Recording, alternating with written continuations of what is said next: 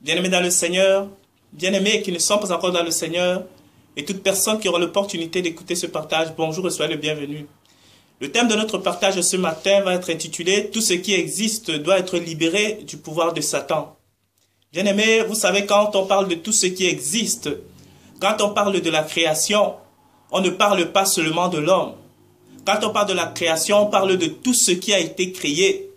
Je vais nous prendre quelques versets bibliques ici pour nous montrer déjà à la création qu'est-ce qui a été créé et pourquoi est-ce que cette création-là doit être libérée du pouvoir de Satan. Bien-aimés, je vais lire ici dans le livre de Romains à partir du verset 20. Il est écrit là, car la création a été soumise à la vanité, non de son propre gré, mais à cause de celui qui l'y a soumise. Au verset 19, il est écrit là aussi la création attend-elle avec un ardent désir la révélation des fils de Dieu. Et on va aller dans Genèse, comme ça je prends tous les deux textes une fois. On va voir Genèse au chapitre 1 à partir du verset 20. Là il est écrit que les eaux produisent en abondance des animaux vivants et que les oiseaux volent sur la terre vers les étendues du ciel. Dieu créa les poissons et tous les animaux vivants qui se meuvent et que l'eau produise en abondance selon leur espèce. Il créa aussi tous les oiseaux ailés selon les espèces. Dieu vit que cela était bon.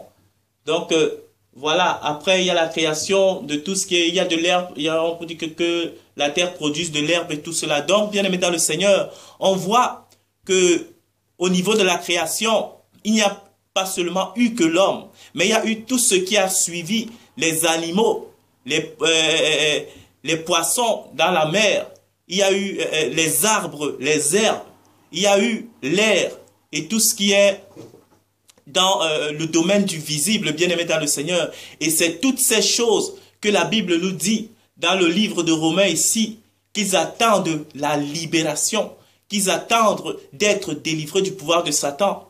Et la Bible nous dit encore qu'ils ne sont pas livrés à ce pouvoir par eux-mêmes, mais qu'ils y sont soumis. On va encore bien le relire parce qu'il faut qu'on le comprenne bien ici. Au verset 20 du livre de Romains, la création a été soumise à la vanité, non de son propre gré, mais à cause de celui qui l'y a soumise, bien-aimé dans le Seigneur. C'est à cause de celui qui lui a soumise que la création tout entière doit être libérée, bien-aimé dans le Seigneur. On peut le voir de manière claire. Tous ces composants de la création que je viens de citer là, les arbres, la mer, l'eau, le vent, toutes ces choses n'ont aucun pouvoir face à Satan. Et de la même manière, l'homme qui n'est pas encore habité de l'Esprit de Dieu, l'homme qui n'est pas encore conforme à Dieu, l'homme qui n'a pas encore épousé la nature, l'identité de Dieu, lui aussi, il n'a aucun pouvoir devant Satan. Pourquoi? Parce que comme je le dis toujours, ce qui est spirituel a ascendance, a le pouvoir, a le dessus sur ce qui est naturel. L'homme, tant qu'il n'est pas encore à l'image de Dieu, tant qu'il n'est pas encore renouvelé, atteint la stature de Dieu, il reste sous la domination du diable, donc il n'a aucun pouvoir pour se battre contre Satan, dont de facto Satan a le dessus sur lui. C'est pourquoi vous pouvez le constater, Satan peut s'appuyer sur le vent pour créer des tempêtes, pour créer des orages. Il peut s'appuyer sur la mer pour créer des tsunamis, des raz de marée. Il s'appuie sur des montagnes, il cause des éruptions volcaniques. Il s'appuie sur la terre même qui a été créée pour faire des tremblements de terre, bien aimés dans le Seigneur. Et comme je l'ai déjà dit tout à l'heure, tous ces composants de la création n'ont aucun pouvoir de résister parce qu'ils sont naturels et que Satan est spirituel. Donc eux aussi attendent la libération qui viendra ici. Comme on nous a dit aussi, la création attend-elle avec un ardent désir la révélation des fils de Dieu. Ils attendent la libération qui viendra par les fils d'Élohim, par les fils de Dieu.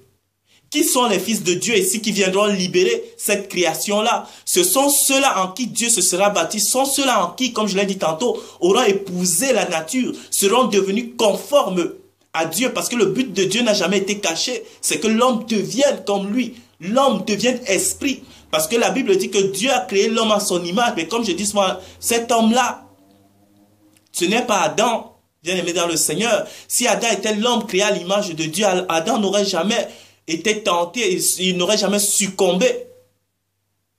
Pas, il n'aurait pas été tenté parce que Christ a été tenté, mais Adam n'aurait jamais succombé au mensonge de Satan. Adam n'aurait jamais été trompé. Mais, parce que le premier homme est une âme vivante, mais que le second Adam est un esprit vivifiant. Le premier Adam n'était qu'une âme vivante, mais le second Adam, qui est Jésus, est un esprit vivifiant, dont au début, Adam, qui est l'homme premier, c'est cet homme-là qui doit tendre à atteindre l'homme final, qui est Jésus-Christ, qu'il devienne un homme esprit. Donc c'est Christ qui était l'homme fait à l'image de Dieu, c'est Christ vers qui cet homme qui était Adam devait tendre.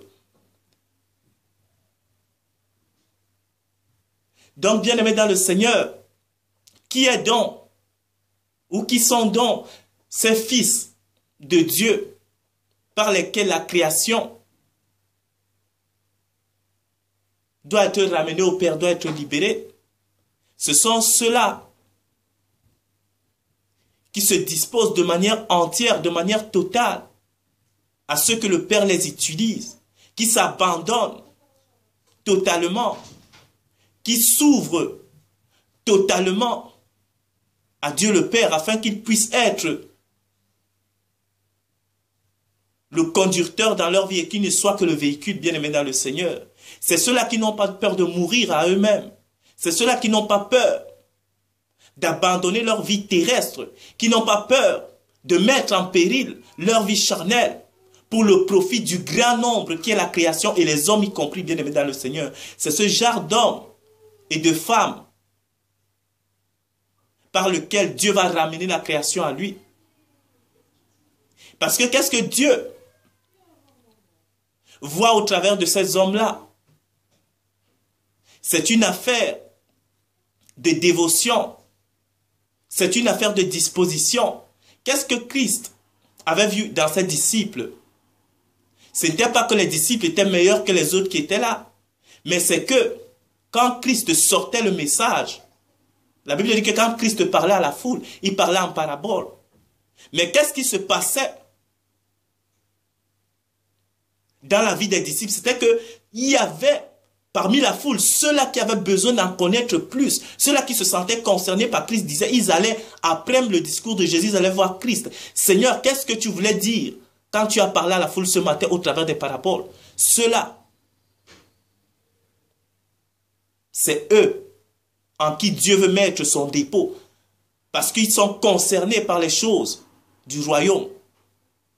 Ils ne sont pas seulement là, parce que la Bible dit qu'il y avait la foule. Quand ça finissait, chacun partait de son côté, chacun rentrait chez lui. Mais il y avait ceux-là qui portaient la chose à cœur, qui voulaient en savoir plus. Et c'est ça, bien-aimé dans le Seigneur. C'est une affaire de disposition. Et quand Dieu voit le cœur, la détermination de telles personnes, qui n'ont pas peur de passer par le feu, d'être éprouvés, ben Christ leur donne de son esprit, afin qu'au travers d'eux, le monde, la création, voie que vivre la vie de Dieu est possible. Et que maintenant, non seulement voir que la vie de Dieu est possible, mais que ces hommes-là deviennent le centre de l'attention du monde. Parce que aujourd'hui, le centre de l'attention du monde, c'est des stars, c'est des personnes publiques, des personnes connues. Mais bien aimés dans le Seigneur, le jour où vous allez savoir que la révélation des fils de Dieu commence, c'est quand ceux qui sont inspirés de Dieu, ceux-là qui portent le dépôt de Dieu, ceux-là qui sont agréés de Dieu, ceux-là qui ne dépendent plus de ce monde, ceux-là qui n'ont pas aimé leur vie jusqu'à craindre la mort, ceux-là vont commencer à être mis en avant afin que le mensonge soit dissipé dans ce monde, bien aimé dans le Seigneur. C'est là où on comprendra que l'ordre est en train de se rétablir dans ce monde. Et c'est ce genre de personnes, bien aimés dans le Seigneur, dont le monde tout entier, même parlant de l'argent, du temps, qu'on met beaucoup en avant parce que c'est des moyens par lesquels l'ennemi s'appuie dans ce monde à l'heure actuelle le plus pour influencer la création. Même ce temps-là, même cet argent, vont être les juges de ces gens parce que eux aussi, ils attendent leur libération. L'argent attend la libération. Le temps attend la libération, bien aimé dans le Seigneur. Pourquoi? Parce que l'argent aujourd'hui, ou le temps qui doit être utilisé pour ramener la création à Dieu, est utilisé aujourd'hui pour courir vers les biens matériels, est utilisé pour courir vers le périssable, vers l'éphémère, vers ce qui va passer. C'est ça. Ce temps-là n'est pas content que les gens le prennent tout le temps pour aller faire n'importe quoi, bien aimé. Ils voudraient participer au retour de la création vers son créateur. Mais il ne peut pas. Satan a tout perverti par les hommes charnels aujourd'hui, qui ne pensent qu'à leur vie physiologique, qui ne pensent qu'à vivre pour manger, pour boire, pour satisfaire leur chair, pour construire des maisons, pour avoir de belles voitures, pour se marier, pour faire des enfants, pour exciter leur passion, pour vivre pour leur passion. La Bible dit que ce qui se passe du temps de Noé se passera de la même manière de nos jours, bien aimés dans le Seigneur. C'est comme ça. Satan fait comprendre au monde que c'est ça la vie. Vivre pour ses passions, vivre pour ses désirs, pour avoir des comptes bancaires, pour être riche, c'est ça. Riche selon le monde, hein? Pas selon Dieu. Parce que être riche selon Dieu, c'est toute autre chose. Satan les a dit, il faut être riche selon le monde, donc avoir ce qui est visible. Donc c'est ça, bien aimé dans le Seigneur. Et l'argent même voudrait contribuer à toute autre chose qu'à devenir des dieux, parce qu'on se rend compte que même cet argent aujourd'hui, ceux qui la possèdent, bien aimés dans le Seigneur, deviennent des dieux. Pour ceux qui les entourent. Et ils participent ainsi à assujettir la création les uns par rapport aux autres. Donc c'est ça, bien aimé dans le Seigneur. Tous ces éléments de la création aussi seront des juges bien aimés pour nous. Donc c'est pour cela, bien aimé dans le Seigneur, que le point clé de vraiment ce partage, c'est de savoir que ce n'est pas seulement les hommes qui ont besoin d'être libérés, parce que dans notre conscience religieuse, on a toujours eu ça, que quand on parle de la création, ça veut dire que c'est l'homme, c'est tout. C'est tout. Donc tout ce que Dieu fait dans le monde, ce n'est que pour l'homme. Non. Même les arbres, les animaux, l'eau, la mer, la terre, tout ce qui a été créé, il est bien écrit dans Romains ici qu'ils veulent, ils attendent, ils sont soumis à la vanité, ils sont soumis à l'autorité d'un plus fort qu'eux. Donc ils attendent aussi d'être libérés. Quand quelqu'un est en esclavage toute sa vie, ben, il faut qu'il attende sa libération. Les éléments de la création sont aussi en esclavage. Depuis tant d'années, ils attendent de leur liberté. Donc, ce n'est pas seulement l'homme qui a besoin d'être libéré par Elohim, mais les éléments de la création aussi ont besoin d'être libérés par eux. Et cela viendra, comme je l'ai dit, et comme il est écrit ici, par la révélation